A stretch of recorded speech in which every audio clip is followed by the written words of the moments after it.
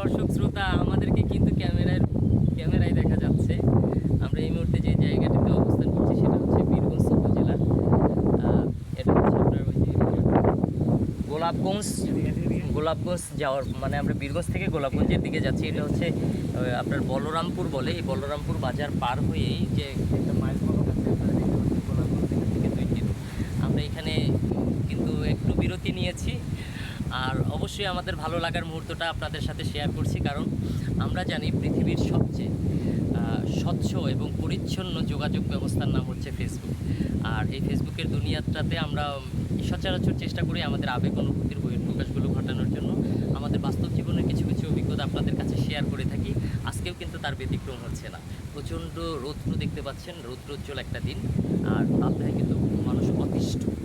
আর এখানে শান্তির বিষয়টা হচ্ছে কি, আজকে কিন্তু প্রচণ্ড বাতাস, আর এই বাতাসটা হচ্ছে একটা পবিত্র বাতাস। আর আমরা নিজেদের এই মানসিক প্রশান্তিটা একবারে ফুলফিল দেওয়ার জন্য আমরা এই বাতাসের সংস্পর্শে আসছি, এই সুন্দর প্রাকৃতিক পরিবেশের সংস্পর্শে আসছি, কারণ আমরা প্রত্যেকেই গ্রাম ভালোবাসি। আপনারা গ্রামকে ভালোবাসেন কিনা একটু কমেন্ট বক্সে জানাবেন। সাথে আছে আমার জামাই শাহজাহান, আর সেই সাথে আছে আমার চাচা হচ্ছে সিদ্দিক। ও ভালো কিন্তু একজন কন্টেন্ট ক্রিয়েটার, আপনারা প্রত্যেকেই তাকে